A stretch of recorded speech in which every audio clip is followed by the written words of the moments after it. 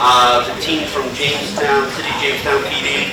I'll let them introduce themselves and talk about the work they've been doing, particularly over the last couple of years. Good morning. Good morning. Thank you for joining us so early.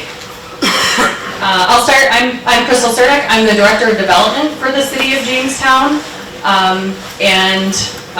It's been really interesting being here because this is not my realm of profession. I actually am an urban planner, so I've learned a lot so far, and totally not intimidated by all of you amazing law enforcement professionals.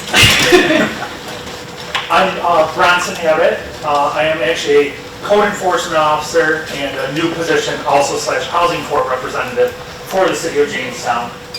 So I'm also a little bit of a fish out of water in this situation, but not necessarily so because we have a great relationship with our own police department, which...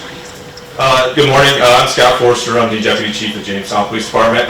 This is Zach Sandberg. He's our nuisance officer that we have. We just started last year, and we'll kind of get into that in a little bit.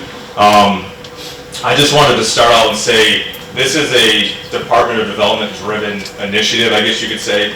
We are like a support for them. When they need something, we help out. We do whatever we can to support the goals that they have, and we'll get into it through this presentation. I think a big thing is if you guys have questions throughout to ask them while we're going. I don't want to get done and then you either want to get out of here really quick or forget what you want to ask. So please participate, and I'm terrible with microphones because I want to use my hands. So, but participate, and if you have questions or if you have comments or anything, make sure you let us know. Yeah, please. Engagement is kind of part of the point, and so we hope that you engage with us as we move along through the presentation. Absolutely. Well said. Okay. So I'm going to read this. This is the only slide I'm going to read, and you'll understand why in a second here.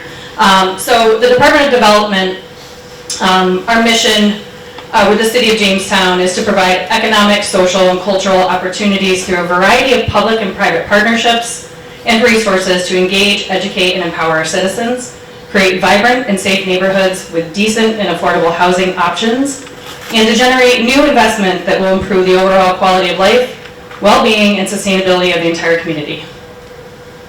Whoa. That's a lot, right? So we are a city with a population of just under 29,000. I imagine that many of you are from similar sized cities. Capacity is not there. Our department actually was kind of gutted about 10 years ago. So we have a 12-person strong team with 4 code enforcement officers for the city. Lots of challenges, right? And I know that police departments, our police department included, we're all pushed to the limit, all wearing a lot of hats, and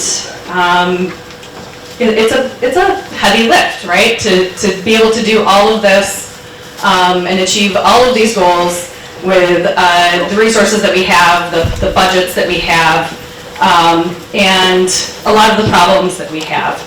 And I'm sure that most of the people in this room are experiencing a lot of similar things to us. So how do we achieve all of this? So the Department of Development, we focus on responsible for economic development and community development, neighborhood stabilization, citizen engagement, through collaborative partnerships and policy development. And we'll get into a lot of that throughout our presentation.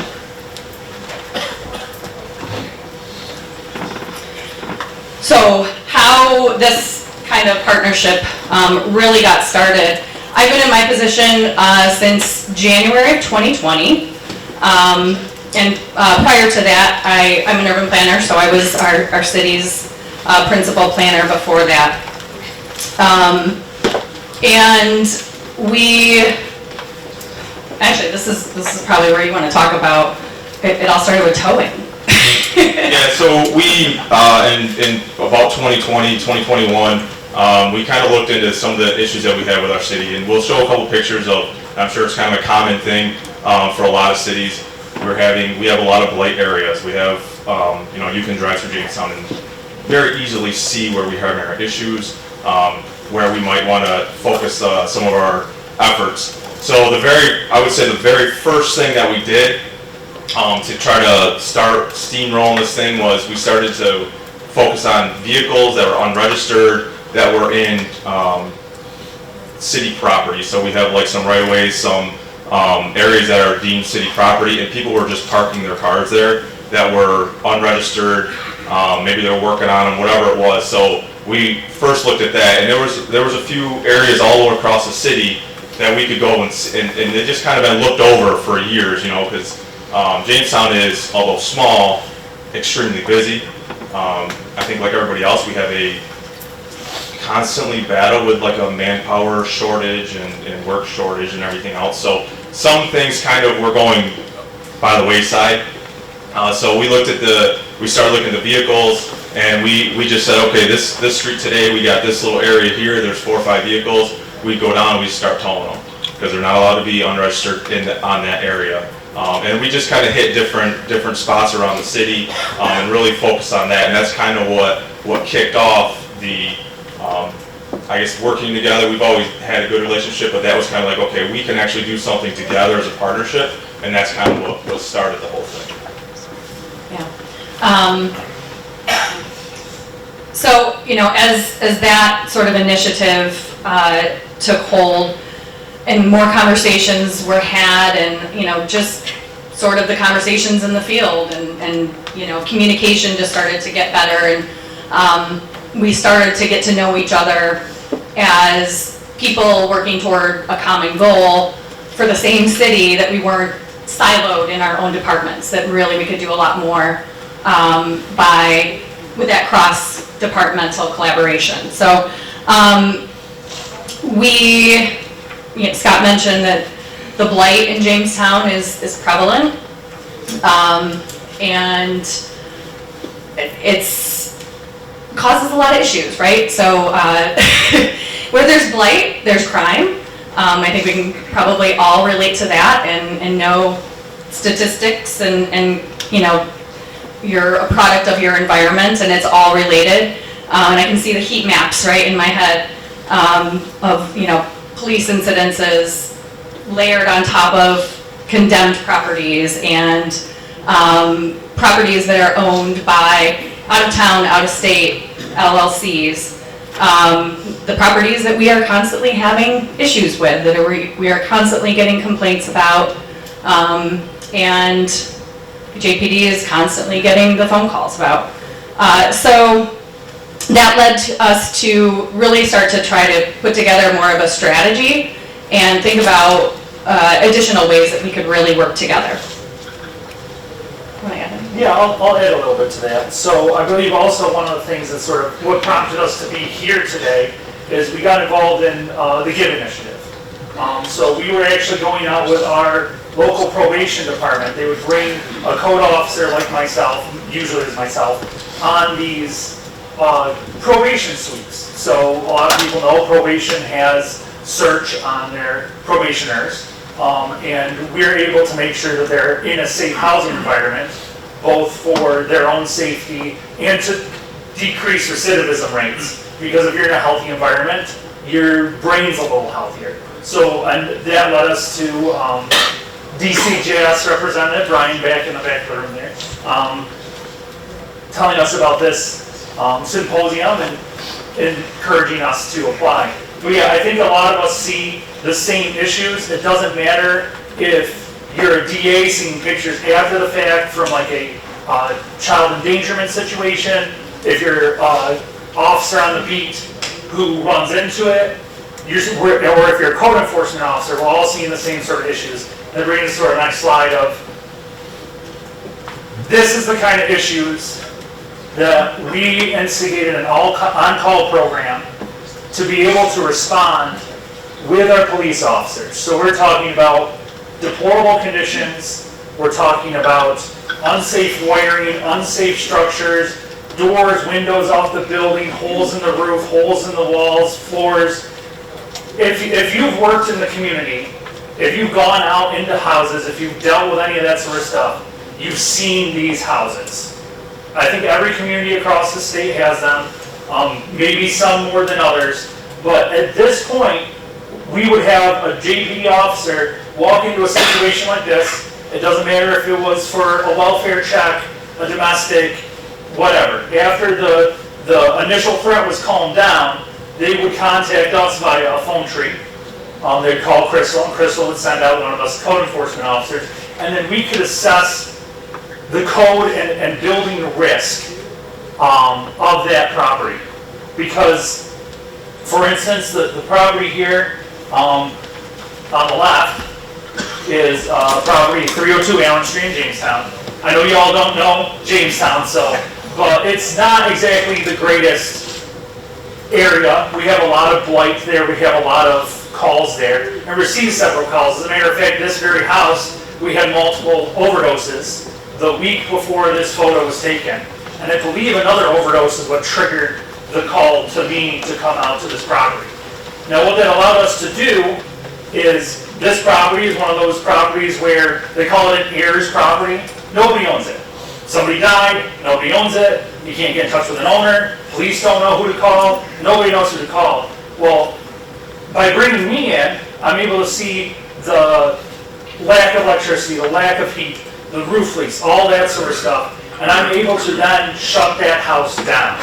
So I'm able to then condemn that house, put an orange sign up, and stop the drug trafficking and overdose that were coming from that house. Now, at that point, we do try to work with the individuals because, as a code officer, I have to give each of the people that I know are living there a notice to vacate.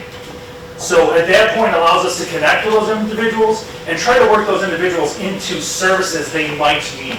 So, I mean, some of the people don't know about DSS or our other community partners that have abilities to help them. As a matter of fact, one of the DSS triggers for homelessness is a notice to vacate we issue. So they can take that to DSS, and they can DSS can immediately know this person is 100% homeless. The Department of Development is saying so. So this is, I don't know, has anybody else been in situations like this? Just trying to can you raise your hands? Whoever has seen, yeah, so that's what I figured. Most people have seen houses, you know, unfortunately, what this house smells like, because they all smell the same. Yeah, so that's sort of what kind of issues we're dealing with, and in a way that we are able to work with the police in this call-out manner, which led to new ways of working. So we do have this, yes, you have a question? You said that there is a homelessness trigger when you release a notice to vacate. Can they then act on that and begin providing services as soon as trigger notice? So we've had conflicting information, but essentially yes. So the only conflicting information is sometimes they're able to act the moment they receive the notice to vacate, which we try to give at least 48 hours notice to vacate, assuming that the building isn't imminent danger of collapse or something like that. However, sometimes they have to wait until that notice to vacate is up to be able to render the aid, but they can at least get the wheels turning before that 48 hours is up. They can try and get housing, they can get them into other programs in that interim so that they're able to get ahead of it. So they're not just immediately thrown into homelessness. And also, we all know the bureaucracy is tough out there. So like everybody is dealing with the bureaucracy. It can be frustrating at times. And unfortunately our unhoused population is also dealing with it. So having a paper from a department that says, we are officially stating this person is homeless, goes a long way for them in those structures. Yes, question? Now, with that paper and they go to DSS, have you come across a situation where they're sanctioned from DSS, and is there a contingency to help those unhoused if they are refused services? I don't know if you want to touch on that or not. I'll go and then you can bounce off. So yes, we have run into the sanctioning. It's a 45-day sanction. A lot of our unhoused population actually is experiencing that. We have limited shelter space available, emergency shelter space available, but you know, and we will touch on it a little bit in this presentation as far as additional partnerships go. Our department in the city of Jamestown is actually a partner organization in our Homeless Coalition, which is a county-run coalition through HUD funding. So we have an organization that is our continuum of care provider, and then we participate in that. So, you know, as far as communication goes, we have kind of come leaps and bounds to try to mitigate those instances where individuals are sanctioned. We also have found, just by experiencing it, a lot of those same individuals will refuse services. And, you know, at that point, there's really not much, we can't force somebody to receive services, right? You can lead the horse to water, but you can't make them drink. So, you know, we as a city, as a community, actually have seen a significant uptick in issues with our unhoused population, and numbers have increased. And that could be a whole other presentation. But we're happy to answer any questions around it. So I think what we try to do is, as much as we can preventatively on the front end, to prevent the homelessness from increasing, or from putting people in positions where, because we have to displace them sometimes, and believe me, it's a hard call to make. The last thing you want to do is put the giant orange sign up on the house and, you know, force people to find a different living situation, because oftentimes they're living in those conditions because that is their only option. So by trying to make that intervention when we get into these situations and into these properties, and connect those individuals and families, we do what is within our power to be able to help them prevent a homelessness situation. And I did see another hand. Yeah, you have a question? Yes, quick question. I'm wondering if you could gauge offhand what percentage of your investigations are initiated without the use of a probation search condition? Because I'm imagining in cases like that, where those homes, the services are already in place for probation. Yeah, so I would say 99% of our homes aren't. So it's very rare when we're doing a probation sweep, when we're going with, that we're getting to the point of a condemnation. So like usually when we're going on with probation, it's more, I found more typically that we are actually holding the landlord of where they're renting more accountable than actually doing anything towards the individual. So I mean, you know, out of several homes we've gone into, 50, I'd say 50 to 100 homes I've been with them, and there's only been one or two that have risen to the level of a condemnation. And usually it's taken care of. We usually work with the individuals to right the issue before that point. But mostly it's, with probation specifically, I'm not able to give a notice of violation to the property owner to fix the conditions of a property, so now that person is in a safer and healthier environment, which lowers their stress levels, which leads to lower recidivism levels. So that is exactly our goal, is to make a pathway towards being a productive member of society, not punish people with code violations. And I will say, just on the previous point, it's something that does weigh on every code enforcement officer's heart. When we are out at a building, we do have to keep in mind, like, is that person safer on the streets tonight than the house they're currently in? And there are situations where 100% people are safer on the street than in some of these houses. That's how dangerous they are. Sepsis kills. I've witnessed people taken away and die in hours from interior conditions. That is probably the most horrible way I can think of to die, is of septicemia. So it's a big issue, and we do not take it lightly. Would you like to touch on some of the objectives? Yeah, I was just going to talk a little bit about the increased community engagement. So we like to, especially with GIVE and what they afford us with our details, like to get the community involved, because obviously that's who we're working for, that's who we're trying to make things better for, that's who drives this whole thing. So part of our, I guess, partnership that we did in 2022 was we had community meetings. We had one in each area of the city, and it was outside, it was in the summer, it was outside, invite everybody who wants to come, and if you're on the south side, you could go to the north side, it didn't really matter. And it was a police department, DOD was there, and we just kind of said, let us have it. What are your issues in your area? What do you want to see? What problems are there?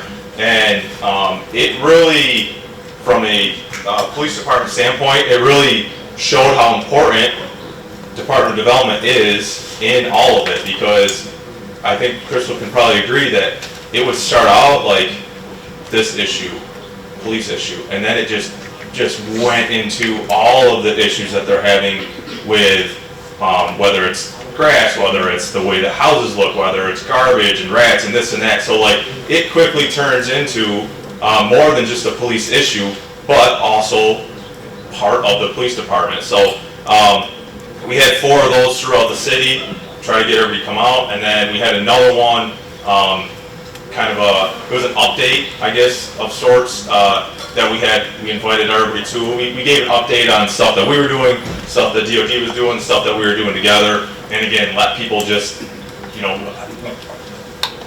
some people feel comfortable saying what they feel in front of other people, some don't, but we gave them that opportunity.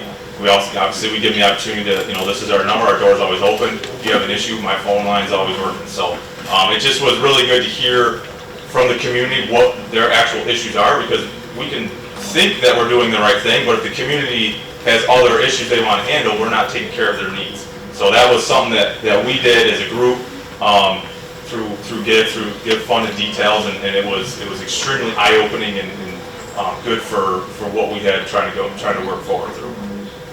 And I think a lot of those issues that came up that maybe were more of a DOD issue, but they led to the police having to be involved and to handle it. Go ahead. In addition to the police being involved with police, how is social services and all the support of agencies? I think that's the next slide. Yeah. You know, that's why you're at that level.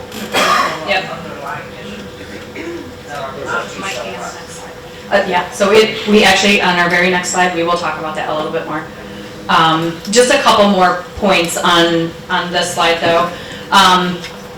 Right, we kind of going back to our mission of our department, and it's really for the city as a whole. Like, how do we bring all of this together? And I think it was really important for us to see just the different roles that we play, right? Police department has their role, we have our role, our other departments have their roles, our partner agencies and organizations have their roles.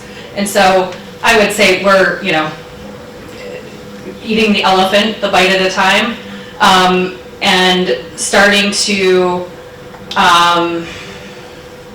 just starting to understand what each other's role is, and then, starting to develop tools and strategies to kind of keep us within our role, but also to be able to have those collaborations and those partnerships. And so, our objectives, and I think that our objectives are probably similar to any of your objectives in your communities. We need to reduce crime, we need to reduce recidivism, improve public safety, improve our tax base, increase our community engagement and civic pride, and improve quality of life for everyone. And in a community where our poverty rate is 28.2%, which is 12.5% higher than the national average, how do we improve the tax base, right? So it's kind of a big nut to crack. We also have 56% of our properties, our residential properties are rentals. And the vast majority of those properties are owned by out of town, out of state, out of country LLCs that are faceless, nameless, and almost impossible to find. And so holding property owners accountable and responsible for the conditions of their properties is really difficult. And of our a little over 14,000 properties that we have, 2,000 of those are unoccupied and vacant.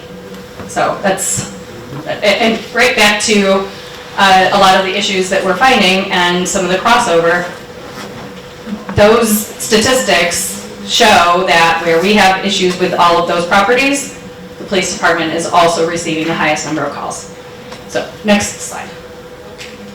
Unless you had anything to add. The only thing I was going to add to that was that on top of that, a lot of people don't realize that Western New York has some of the oldest electrified housing stock in the world due to Niagara Falls. And a lot of the houses have original wiring that would have been installed by the Thomas Edison Company. So we're talking about, when we talk about aged housing stock, we're talking as aged as it gets in the United States of America. We've got a list of just some of our other agency partners up here on the screen, and we will list them, so all the acronyms, we'll go over what they all are. So beginning back to your question, ma'am, where do social services come in and those other agencies? So I mentioned that we are a partner organization with our Homeless Coalition. That is one way, and in that coalition there are, I think, roughly 100 agencies involved, and so that's a county-wide coalition. Some agencies are large, some are small, ranges from municipalities to nonprofits to Department of Social Services to some of our housing agencies, and we actually right now, and kind of has been triggered by the uptick in homelessness. Our COC has, our continuum of care provider has organized some strategic planning initiatives around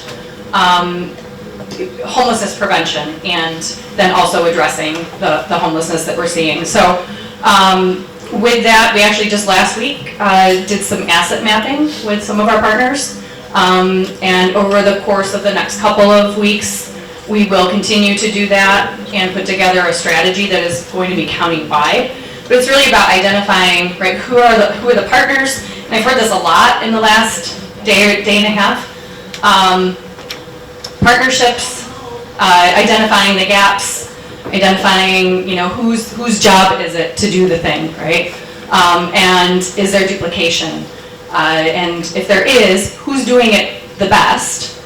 And then what could that other agency do that would, be in their wheelhouse? So there's a lot of, right, the communication and the partnership is so critical, and it stretches across, not just interdepartmentally, but across, all of the various agencies across our counties and municipalities. So I don't know if did I answer that for you? Or did you want to know more, like, in the moment of, like, code enforcement? Well, my mind is going everywhere. Okay.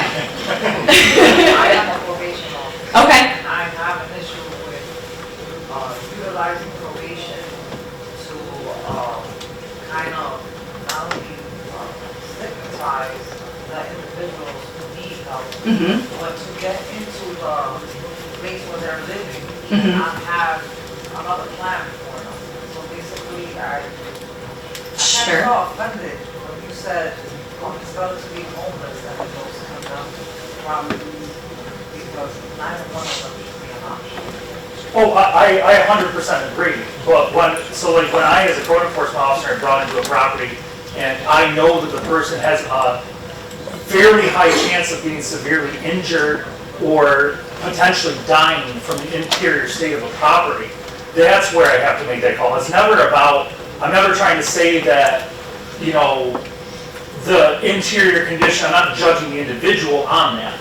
I'm more stating that I have to make the judgment call at the end of the day if that person is safer in the street or in that condition. Because sometimes there's huge fire hazards. There's floors that are about to give out. Or there's been houses where there's feces throughout the entirety of the house. So, and like I said, I've literally seen people die from that, right out front. I understand that. So, I don't mean any offense by it. I hope that wasn't Yeah, taken. and I- Stated that there's a bunch of properties that may not be covered. Is that what you said? Yes. Some properties are not covered. No, that's correct. So Correct. can there be a plan where, everybody comes together in that collaboration and tries to cater some of these homes, so that there could be a strategy among that, like who should Oh. people from those condemned homes, and maybe turning those homes are, savable.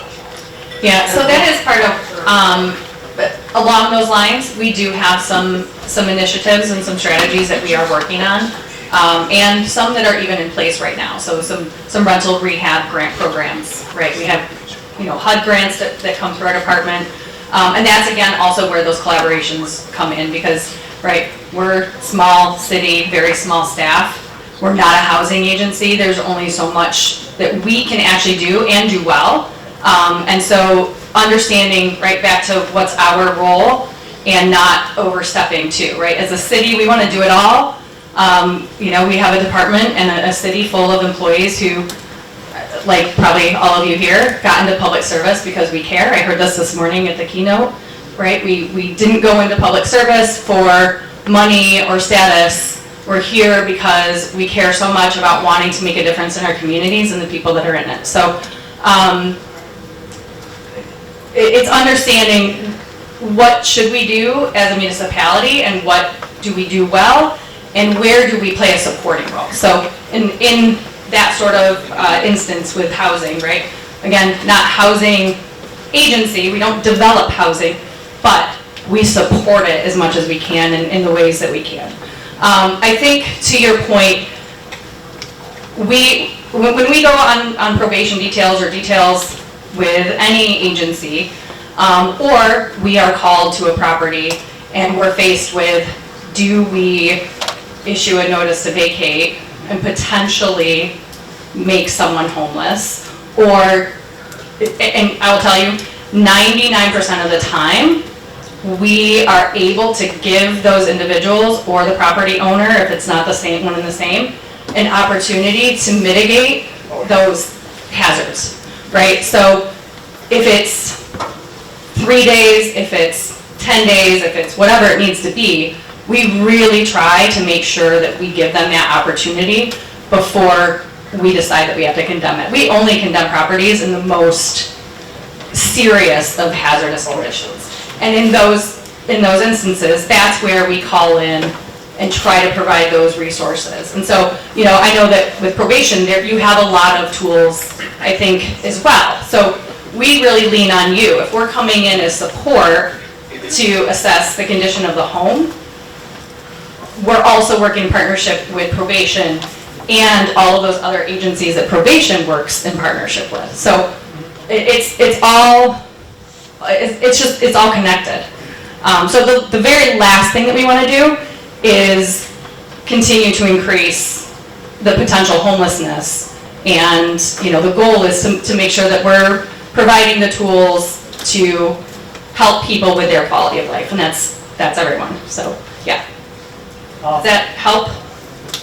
Yeah, so we'll touch on one more thing, and then we'll go to the other agency partnerships. We do have a standard operating procedure for code enforcement. If we go into a house and the threat of condemnation is due to deplorable conditions such as like feces or garbage, it is our standard procedure to work with the individuals and give them a time, usually it's another 24 or 48 hours, sometimes the weekend, to show significant cleaning progress, work with them as to what needs to be cleaned first, help them along that way, and give them that chance before we go to the notice to vacate. So that is standard for all of our code enforcement officers, to give them a chance to clean before we move to that next step.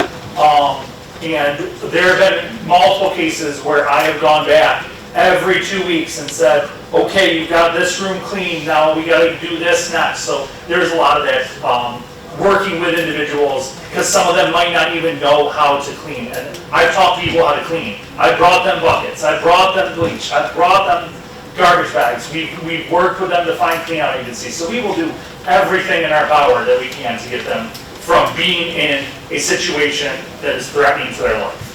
I don't know if we want to sort of start going through these real quick so we can get through some other slides. Yeah. But CCHD, the Chicago County Health Department, we work with them on multiple programs, including the lead program, and we have a Healthy Homes Initiative where we actually have a split employee between CCHD and our our office where the idea is we're going into these houses, we're getting them cleaned up, we're training people how to clean and taking care of other issues they may have, all under a grant program, all working with the health department. So collaboration is key to getting it before it comes to the situation where it's deplorable and then safety hazard. The fire department, that's pretty straightforward. Fire department's always been in building codes. Fire department's always doing inspections, so we work hand in hand with the fire department pretty much exactly the same way we work with the police department. We've already touched on probation. We've reached out to parole a few different times. They know we're there as an asset. We haven't had to do much with parole as of yet. We do some give details with them. APS, Adult Protective Services, and CPS, Child Protective Services, that's another one of those where sometimes we'll get calls from them, sometimes they'll get calls from us. It's a mutual aid situation. Mostly it's about everybody knowing their lanes. Like they don't understand, electricity in the walls to understand if it's a hazard or not, but we are. So we can help them, and we can also help them with a case. Let's say they're building a case and we witness something, because oftentimes we collaborate with them in those roles as well. School district. Oh, that's what it was, I'm sorry. Yeah, Jamestown Public Schools, that's reaching out to kids when they're younger is always very important, and kids see everything, and we know that we have school resource officers that have called our department, called us, said, hey, I noticed this kid has bed bugs, I noticed this kid is coming in with cockroaches, I noticed this kid has a bad smell, what can we do to help them? So that we can know what houses to help get services to. And I'm not talking about going in there and putting them on a sign up, I'm talking about getting them into healthy homes, getting them into emergency home rehab, understanding the root cause of it. I think we can just look through. I was gonna say, if you want to go through some of the other ones, real quick, Crystal. Does anybody have questions on any of these? And how we would partner with them? I mean, HUD, right, HUD provides us financial resources and funding, courts and judiciary. I think a lot of these are pretty self-explanatory. But MHA's Mental Health Association, that's What is, Law New York, so it's legal aid of Western New York. Yeah, so and Homeless Housing Opportunities Meeting. They're both tenants' rights organizations. Law New York focusing on the legal end, and we'll actually touch base on them later. Do you have a question in the back? Yeah, Jimmy Catino, Troy Supervisor Snug. So I hear we talking about you guys work together and you share information to ensure that the client is doing what he's supposed to do. But what about the information to ensure that those that are working with the client are doing what they're supposed to do? Because I had a bad experience with DSS, to where I was released from prison. I had a family to come home to, but I had to take anger management courses. So they paroled me 3 counties away in the middle of nowhere with no way to get back and forth. I had an employment in the city of Albany. So my entire check went from getting back and forth. So the only thing that kept me focused is my program manager. Because at that time I was in the program and he was working with me, but without them, I went back to the streets because I was literally making no money in a week. So we're always trying to build new resources, and I'm not gonna lie and tell you that we have a good answer right away, but I will say that because of coming here this week, I now know the answer to your question is we would collaborate with the Office of the Inspector General to file a formal complaint about your DHHS worker to make sure that they are not doing anything illegal or untoward. So that's where these partnerships are key and why we're really happy to be here, because it increases that engagement and makes us understand the tools, and the more people that know the tools and know the organizations, the quicker we can get people the help that they need. in building these partnerships, there's an accountability factor that, I mentioned that currently we're working with our continuum of care provider and all of the partner agencies in that. And that has been a major gap that has been brought to the forefront, is that accountability within ourselves, but also to each other. And I can't say that we can absolutely hold every agency accountable because that we can't. But the more engagement that we have with those organizations, the more accountable we can be, and hopefully that they will also be. So I would say that that is going to be a work in progress, probably forever. But we absolutely I can't say I understand the barriers, but the barriers have been something that we have been shown a lot lately. And so I really appreciate you sharing that with us, because that is absolutely something that there's a solution for, right? It's something that seems really simple, but if we don't know it and we don't understand it, how do we address it? So, It's just empathy. That's all we need. absolutely. Appreciate it. I'm gonna move on to our next Yep, slide okay. for tools and outcomes. So we've got various tools, and those tools have driven outcomes and are going to drive new tools and different outcomes as we learn, as we go down. So we're going to touch on some of these, pretty much all these in other slides. But this is what we've implemented. I don't know if you want, either any of you want to touch on the general, or if we just keep going with it. Okay. So first up is our new positions created. So in 2022, we found a need. We had a large issue with noise complaints throughout the entire city. I think that's kind of common, but for Jamestown in the summer, it's unbelievable. So we had, whether it's loud music, whether it's loud cars, whatever it is, that was what we were generating. What's that? Yeah, that's what we were generating so many calls of service for. And what it was doing, it was taking away, our manpower on the road to answer calls for service. We literally answer every call for service. So we were spending a lot of time on these noise complaints, and we didn't feel like we were able to address them appropriately. We were kind of maybe giving too many warnings, oh, hey, turn it down, we gotta go. And nobody learned from that, and it was continuing. So in 2022, we had ARPA funding that we were able to hire 3 additional officers to, one, address the gun violence that we had, and then 2 officers were going to be assigned to a gun violence task force kind of thing, and then 1 officer that was going to be at the time we called it our quality of life loud noise officer. So it took us quite a long time to actually get enough people to hire, because there's not a lot of people in the academy. There's not a lot of people that were getting into law enforcement in 2021, 22. So finally in 2023, we were able to get to where we wanted to be to make us think that we can start these positions, because at least in Jamestown, I assume most places, patrol is the backbone of the police department. We need to answer calls for service. If we're low on the road, that's going to cause issues. So 2023, what was it, May of 2023, we had our staffing up enough, and we named Zach Sandberg as our what ended up being our nuisance officer. The idea was loud noise, vehicle, all this stuff, right? Well, it quickly turned because a lot of those issues were turning into nuisance issues with quality of life as far as houses and stuff. And I think that is probably one of our biggest partnerships. One of the things we do most with Department of Development is Zach does handle a lot of city ordinances, whether it's garbage, debris, whatever it might be around these houses, and then he actually goes to housing court. He follows up with a lot of these violations to make sure that they're in compliance and they're fixing the stuff that needs to be done.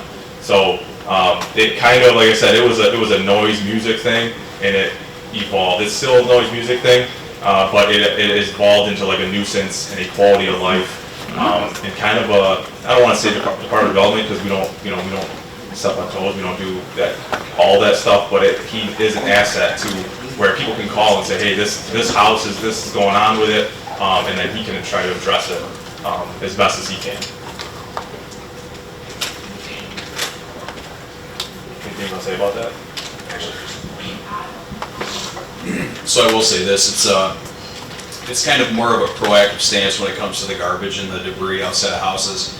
A lot of tenants will, and I've seen it happen, they'll just dump a bag of garbage out their window, and over the course of a week, over a month, now you've got 20 bags of garbage and mattresses and all this stuff piled up on the side of the house, and it very well could be the only bad-looking house within a block and a half, and it is a blight. I mean, it's observable decay, and I feel bad for people who are trying to maintain their properties next door, left and right, front and back, and so when I do see that, I stop and I try to make contact with whoever's in the apartment. I say, listen, this is what's going on. I see that you've got a lot of garbage. Can you explain what's going on? And they'll say, oh yeah, I've been meaning to take it here, I've been meaning to take it there, and I just haven't had time. And so I will issue the summons, but the monetary aspect, when the last thing the court wants to do is seek a fine. The court's looking more for compliance. And usually from the day that I write the ticket, I give them 14 days, and I come back the day before their court date, and if they're in compliance with that, I report to court. The judge asks me, did they comply? I'll say yes or no. And if they did, usually the entire thing is dismissed. And I think that's more what we're looking for, is compliance and just less observable decay with the city properties. Yeah.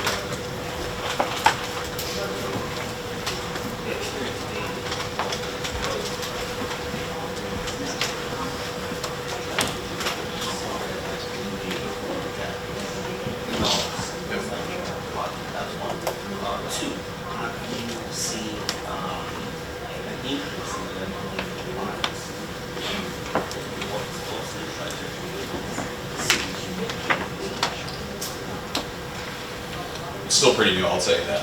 It's been a little over a year since we started. I would say overall, yeah, I would say that there's been more compliance. I think that people now know that, there's somebody out there looking for the problem instead of just, whereas the DOD would get a referral. Somebody would say, hey, my neighbor's got this property and it looks like trash. So then they would come out and they would inspect it, versus where I see it and I'm more proactive than reactive. As far as the loud noise and stuff, I'll tell you that I've taken a zero tolerance approach to it, only because we have to. But I've met some pretty cool people along the way who have been really decent with me, and a lot of car clubs in the area who have put thousands of dollars into their cars for competitions and stuff. And I get that, and I encourage them to continue with their hobby, but at the same time they need to do it in a better spot. So, which is not in the city limits. Did that answer your question? Yeah.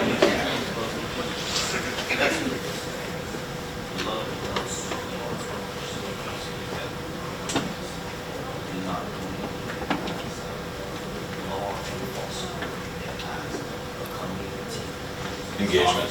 Yes. Yep. Just to touch on that, through the process, like we did an interview process for this position, and for us it was important to find somebody who has a history of engaging with the community and not just being like, I go out and I arrest these people, blah, blah, blah, but like Zach, take beats and walk through communities and has a really good rapport. Doesn't, I don't get calls from the community saying this guy's doing this and this and that. So that was huge for us going into this position, was to find somebody that, because he's going to enforce stuff that is, I don't know about trivial, but like, I like to listen to music too, and I like to listen to it sometimes a little too loud. So like, we assumed he was going to run into people that where you'd have to have a good building rapport, and that was what Zach in the interview process kind of stood out about early, is that he was part of the community. He lived in the Jamestown. He was, talking with people and getting out in the community. It's good to hear that nuisance officer has become a nuisance. Yeah. Honestly, like, he's been, so his position is so important to us right now that we are at a shortage of officers right now. We're quite a few down, and we've been toying with the idea of putting Zach back on the road and regular patrol, and we just can't do it right now because of what he brings to the table and what the community as a whole, not just for answering calls for service for our officers, but the community as a whole. Like, he's got a work cell phone that he gives to everybody, and he's getting calls and text messages, and it's such, yeah, he answers them so that some of us don't have to all the time. And it's huge for the community to know that they can reach out to him and he will respond. Our community loves their nuisance officer.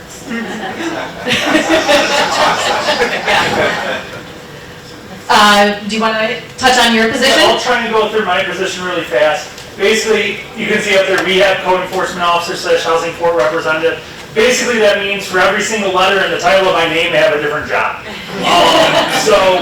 So I am one of the few people that sees a case from start to finish. I act as sort of a quasi-paralegal in a sense. I help prosecute the cases. I work with our corporation counsel. Housing court's weird. Code violations are technically criminal violations, but in the court system, they're not necessarily treated as such. So we were finding that getting the judges to render verdicts in our favor was coming to a halt due to matters of process. So my new title allows me to both learn those matters of process, implement new strategic ways of dealing with them, implement new ways of getting service, and also allow our other officers for code enforcement to continue doing code enforcement, and allowing our corporation counsel a minute to breathe. I also act as a liaison for other departments, other legal entities, basically anything that needs to be done from a code enforcement perspective, I'm there to help see it through from start to finish. I could go on and on for probably a whole class on what I have to do on a regular basis, but we got tons of other slides to get to. So moving on, one of our big ordinances we have just recently passed, you'll see this came out in March 2024, is our public nuisance ordinance. I would like to add, we have not had to use this yet, but this is for the properties that have continual drug issues, continual arrests, continual firearm issues, shootings. I think most cities and larger towns and municipalities have run into a house that sort of qualifies for this program. It basically allows us to shut down a property for up to a year for having significant numbers of arrests. And I don't know if you want to touch on some of the specifics, Crystal, or if you'd like me to continue on this one. No, I think, does anyone have questions on this? Because we have a few more slides and we are running out of time. Yeah, we're going to fly through it. Questions, you can shoot us emails. We'll have our city website at the end of this presentation. But basically, it basically allows us, when there's specific lists of crimes, to shut down a property and potentially issue fines and specific orders to repair that property and reduce the blight of that property. Go Pilot, I've helped implement, and I'm currently in the process of training. It's just gone live for our department in the past 2 months. Go Pilot is our municipal tracking software, and what I am currently in the process of doing is getting all of our various departments trained up on it, so that when an officer's on the street, they can know right away if that house is condemned, if that house has dangerous issues, if they're going to walk through the door and they're going to fall through the floor. And we're also giving training to probation and pretty much any of our partner organizations that want it to be able to understand right away. For instance, you have a probationer that's ducking you. You might be able to. They might have given you a false address, and we've run into that a few times, where they're given an address that's a condemned house just because they know it's an address.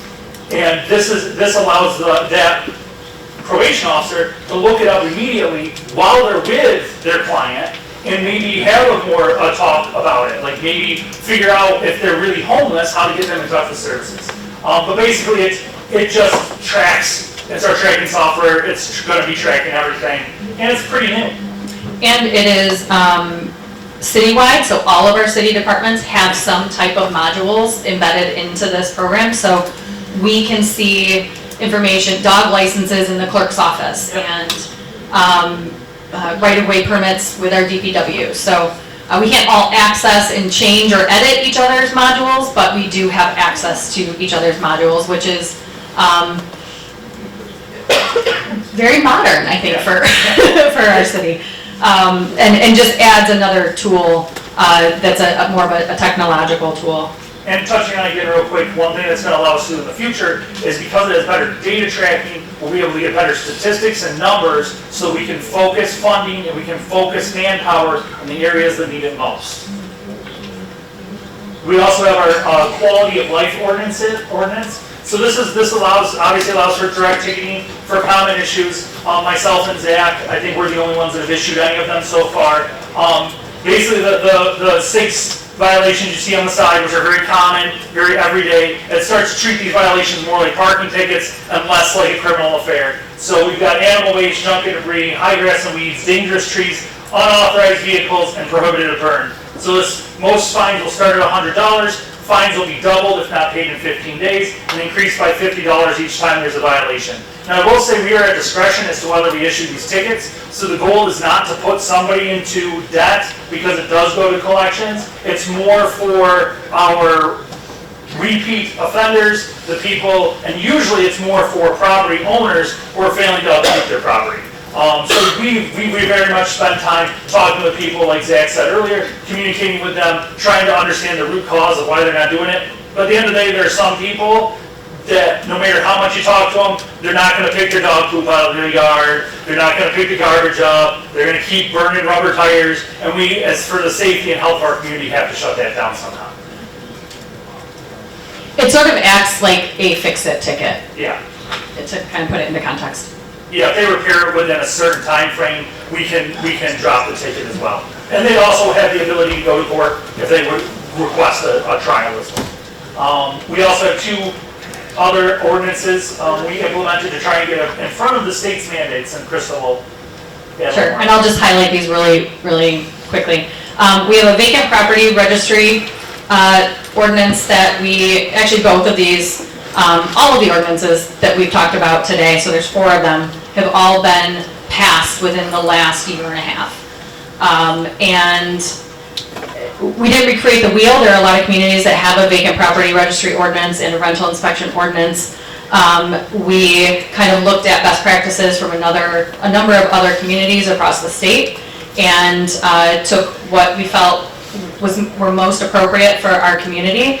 The vacant property registry actually will allow us to use that ordinance to decentivize, I guess, continual vacancy, but also neglect of those vacant properties. So acting more as a decentive than an incentive, right? So the way it works now, or had worked previously, was property owners are incentivized to let their properties fall to pieces, right? Their taxes go down, they don't live here anyway, what do they care? And these really are the property owners that we're talking about.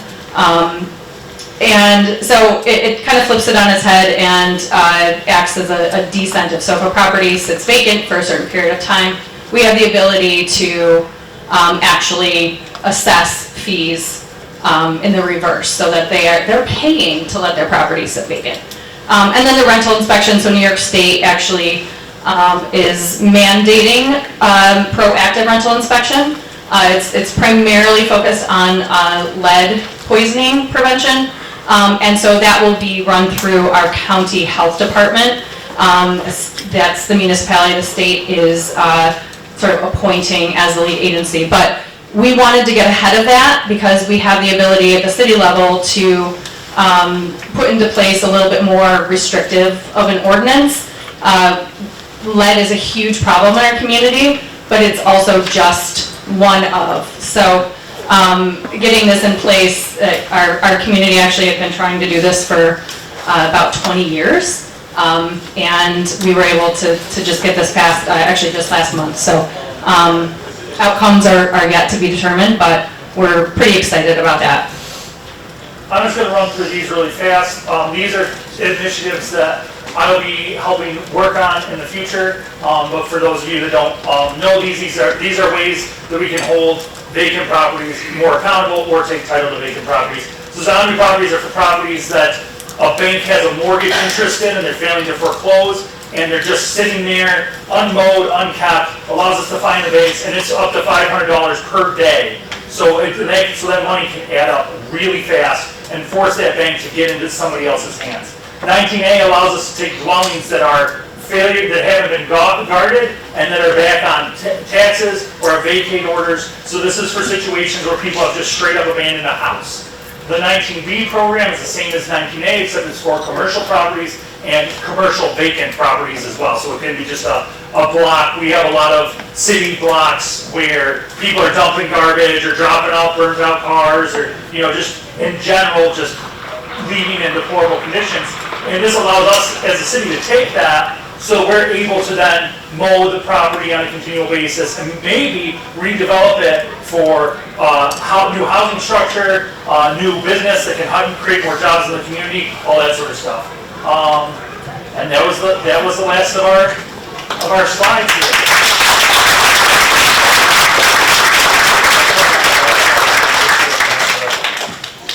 But we are open to we're pretty much out of time, but I will take any quick questions real quick.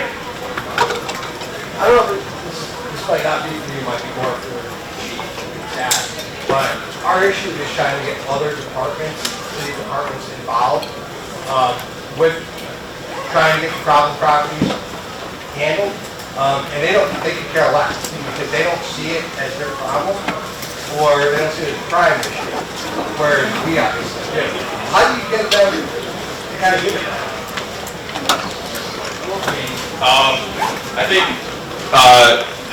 honestly, I think it's just a matter of, you gotta find the right people and kind of hit the right note with them as far as getting them, because there are some people that we still try to work with that are like, that's not our issue, not our problem.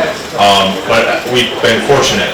We have, I think, our whole city, like, mayor's office, everybody's all involved. Like, we got to make things better. So everybody's going to be tasked with something, and that's what makes it easier. I think we're always going to have issues with people that just aren't going to do it. Honestly, we've been just really lucky with, people live in the city. Everybody's, the heads of departments have to live in the city, and I think that makes a huge difference because that's where everybody lives. That's where we want to make our hometown nice, and that helps a lot. So to answer your question, I think it's luck. It is luck, and it's just making them understand, explaining why we need to do this, why we need a partnership, how they are going to be important in this, and then letting them see the community. The community thinks it's important, and kind of saying like, listen, if you're not doing this, they're going to know it's you that's not going to help. We could say we're doing this, DOD's doing this, but this department's not doing this, and kind of not throw one of the bus, but yeah. I mean, it might work and it might backfire. It depends on who they are. In building community partnerships, we found that it helps to find common ground first, remind them of why they're there, and then also sometimes you have to push your buttons and make them uncomfortable a little bit.